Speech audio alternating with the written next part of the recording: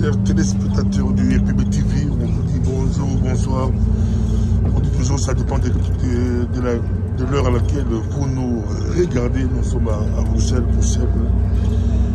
Nous on dit capitale de la diaspora pour nous les Africains. Vous dites quoi, Yannick? Vous dites capitale de la diaspora. Bonsoir à tous. Alors, c'est la capitale de la diaspora africaine déjà.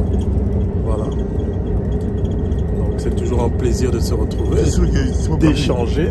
C'est pas Paris. Ah. Paris, Bruxelles, c'est capitale de la diaspora congolaise et Paris, diaspora africaine. Non, mais c'est vrai, c'est un petit format. C'est vrai que Paris, vu la grandeur de la ville, donc les deux villes, ce sont les deux capitales. Alors pour couper court et satisfaire tout le monde, on va le faire comme ça. Ça bouge en Afrique. Aujourd'hui, on commence par la politique. Ça bouge en Afrique. Vous êtes là, analyste panafricain. Eric Kaboré. Ça bouge. Et oui, de ces fonctions. Burkina Faso. Oui, le coup d'État. Nous avons accueilli la nouvelle du coup d'État à Ouaga, au Burkina, en fin de journée, avec beaucoup de tristesse. Parce que comment vous dire, c'est toujours assez triste. C'est toujours très triste de voir un gouvernement qui tombe. Parce que par la suite, nous savons que c'est toujours l'instabilité politique et autres qui s'installe. Alors maintenant, qui tire les ficelles, reste à le savoir. Toujours est-il que le rôle de la France est quand même assez flou. Surtout que nous savons qu'en ce moment au Mali, ça ne va pas du tout. Ça ne va pas du tout. Le torchon brûle entre Bamako et Paris en ce moment. Et avec tous ces courants, comment dirais-je, djihadistes dans la zone, terroristes dans la zone, ça fait craindre le pire dans la zone. Moi, je pointe du doigt Paris tout de suite, parce que c'est eux qui ont créé cette instabilité politique dans la zone. Et à mon avis, ce n'est pas prêt de s'arrêter au point où nous en sommes. Donc, je suis de tout cœur avec le peuple burkinabé dans cette épreuve, avec le peuple malien également. Et c'est une sonnette d'alarme pour nous, Africains. Et je pense qu'il est temps. Mais Yannick, vous pointez du doigt Paris, mais Paris se préoccupe, selon le dernier communiqué de l'Élysée, Paris se préoccupe, ou Macron se préoccupe de la santé ou de l'intégrité physique du président Kaboré. On ne touche pas à sa personne physiquement. À son intégrité physique. Ben, vous pensez, Kaboré était à la solde de qui? Forcément à la solde des Français. Donc c'est un de leurs pions. Donc là maintenant, il est juste question de rabattre les cartes et de négocier. Ce qui est sûr et certain, les Français ne peuvent pas se permettre de perdre le Burkina. Ce qui est sûr et certain. Donc moi, honnêtement, le rôle de la France dans la sous-région est toujours assez flou. Et comme moi, je le dis toujours, tant que des pays forts, comme la Côte d'Ivoire, à l'occurrence Ouattara, sera à la solde de la France, il n'y aura jamais la paix dans cette zone-là. Cette même mise de la France dans cette région africaine de l'Afrique de l'Ouest, à un moment donné, cela doit s'arrêter d'une façon ou d'une autre. Et je pense que plus que jamais, il est question pour ces pays africains de la zone franc même en général de couper le cordon avec la France. Cela n'a que trop duré.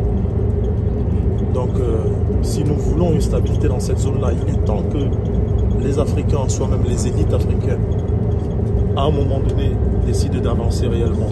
Sinon, ça je vous promets que ça ne va aller qu'en s'empirant. Donc ça, ce n'est qu'un début. Ce qui se passe au Mali en ce moment, ce qui se passe au Burkina. Alors je ne parle même pas de la Guinée parce que la Guinée est instable depuis déjà des années. Donc pour moi ce n'est qu'une question de temps.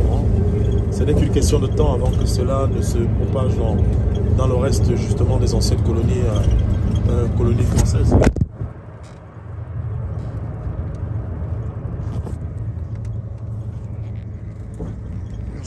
avec Yannick, donc vous pointez vers Paris. Paris n'est pas loin. Du tout. Ça, il y a ce rôle obscur que la France a toujours joué. Alors moi, je repars depuis l'époque de Gaulle, hein, avec Focard. Et nous savons que la France-Afrique, en fait, n'a jamais disparu.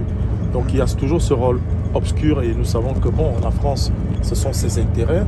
Et d'une façon ou d'une autre, la géopolitique veut que la France reste prédominante dans la zone. Des coups d'État sortent. Ben écoutez, il y a ces coups d'État. On n'a plus pas les présidents comme avant, ils ont tué Blaise Compaoré. Donc ils ont corrigé les tirs. Politiquement, oui, vous pensez que ça a réellement changé? Non, ça n'a pas changé, ça a juste changé de forme.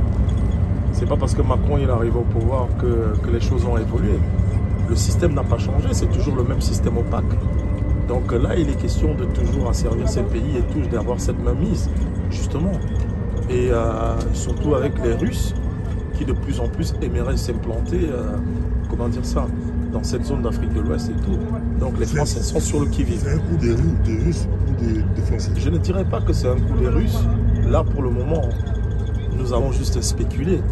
Mais toujours est sûr que bon, la junte militaire qui a pris le pouvoir nous dira, enfin, par leur sortie médiatique, nous aurons à peu près une petite idée dans quel sens tout ça ira. Donc voilà, nous verrons bien qui iront sur la table des négociations et comment la transition se passera. Mais pour moi, honnêtement, je suis triste pour le peuple burkinabé parce que c'est un peuple qui ne mérite pas ça. Là, nous parlons quand même du pays de Thomas Sankara. Nous parlons quand même du pays des hommes intègres. Honnêtement, voir le Burkina à ce niveau-là est vraiment choquant pour un jeune Africain que je suis. Merci beaucoup Yannick, mais parlons un peu Cannes, un cadavre d'être mort. C'est comme si ça s'est arrivé. Vous gagnez une équipe où leur gardien, vous n'avez plus de gardien à cause de la Covid. Un défenseur s'est improvisé gardien. Et on vous a compliqué. Est-ce que le Cameroun peut aller loin? Bien sûr que le Cameroun peut aller loin. Déjà, je vous l'ai dit précédemment, que le Cameroun, c'est un pays qui est très très dangereux de haut mur généralement. Alors nous vivons avec ces critiques-là et c'est tout à fait normal, nous sommes le pays organisateur et le Cameroun reste quand même le pays que tout le monde a toujours voulu battre.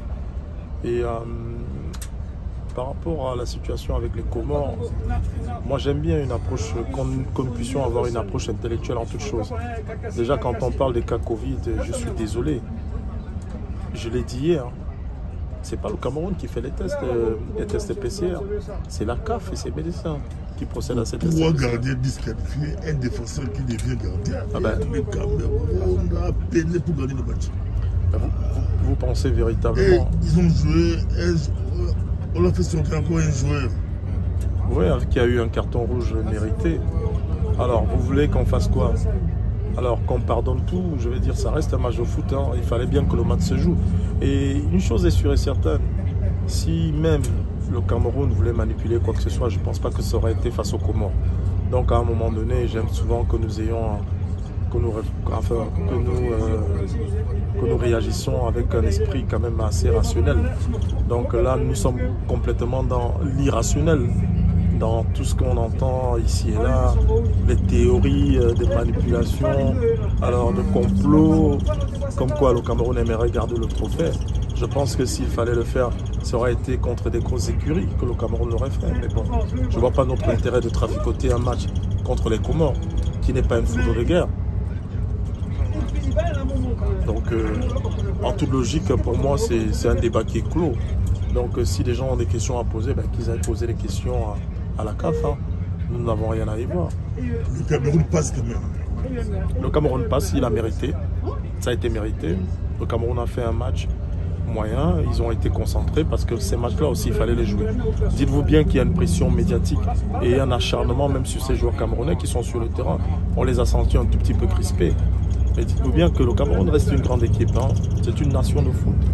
Et voilà, donc nous attendons notre prochain adversaire, la Gambie. Alors tout le monde va dire que nous avons eu un calendrier favorable, mais je suis désolé. Les grosses écuries n'avaient qu'à passer.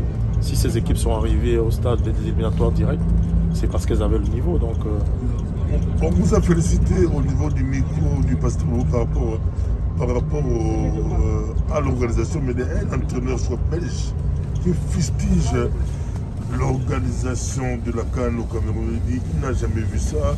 On peut loger 6 joueurs dans une chambre. Ça revient à ce que je vous avais dit précédemment quand je parlais des théories de complot, alors des déstabilisations, parce qu'il est question pour beaucoup de personnes de décrédibiliser la Coupe d'Afrique des Nations. Alors je vais dire, suite à la sortie médiatique du sélectionneur gambien, alors le gouvernement camerounais avait dépêché sur place le préfet et le maire de la ville de Bana, où l'équipe gambienne est logée. Alors le préfet est descendu sur place pour constater les faits. Alors en arrivant sur place, grande était la surprise du préfet de trouver des joueurs qui étaient au maximum 2 par chambre, alors qui étaient tous bien logés. Alors au moment d'interroger les dirigeants de l'équipe gambienne sur place, alors ils ont retorqué que non, ça va, c'était juste une question d'attirer l'attention sur eux, voilà, comme quoi pour améliorer leurs conditions. Mais de quelles conditions parlons-nous? La CAF a vérifié toutes les infrastructures et je peux vous dire que où les Gambiens sont logés, c'est des infrastructures de haut de gamme. Non, Carlos, les Messi, les Mbappé, c'est toujours 2 par chambre. Oui, ils étaient effectivement 2 par chambre dans cet hôtel de la vallée de Bana. Le Messi aussi, c'est... Donc je pense que c'est une sortie médiatique. Et même, je vais y revenir, mais il a été demandé justement au sélectionneur belge justement de réitérer ses propos. Il était incapable de le faire. Parce qu'après la descente justement du préfet et du maire de la ville, ils ont été confrontés. Et c'est avéré que c'était une histoire montée de toutes pièces. Donc à un moment donné, il ne faut pas abuser. Donc je pense quand même qu'au niveau des infrastructures, tout a été fait. Et le Cameroun a fourni énormément d'efforts pour pouvoir accueillir ses visiteurs et pendant tout le long de la compétition. Donc il ne faut pas faire d'amalgame. Donc après, comme moi je vous l'ai dit tantôt, j'y vois une main étrangère, mais je suis désolé. Je suis désolé, mais voilà, je vois la manipulation de la FIFA par derrière. Hein. Donc Infantino, nous savons très bien qu'il n'a pas digéré le fait que la CAN puisse se jouer à cette période-ci. Infantino et ses amis, des lobbies, des grands clubs européens. Mais je suis désolé, là pour eux, mais la compétition se passe plutôt bien et elle ira jusqu'au bout et la fête continuera. En tout cas, on vous suit, on entend la suite. La suite, c'est pour bientôt à l'affiche des grands matchs. Oui, qui se profilent à l'horizon. Nous avons déjà ce soir, non demain, non déjà nous avons ce soir un très alléchant sur le papier Sénégal-Cap-Vert. Là nous parlons quand même d'un autre derby régional. Là, justement les Cap-Verdiens qui vont affronter les Sénégalais. Alors je pense qu'il y aura du feu sur le terrain. Et demain nous avons un très bon Côte d'Ivoire-Égypte aussi également. Donc là vous avez de très belles affiches, mais à partir des quarts de finale, elles seront encore meilleures. Hein. Donc je pense que les meilleures équipes seront au rendez-vous. Hein. Voilà. Merci beaucoup. C'est moi qui vous remercie. C'est toujours un plaisir.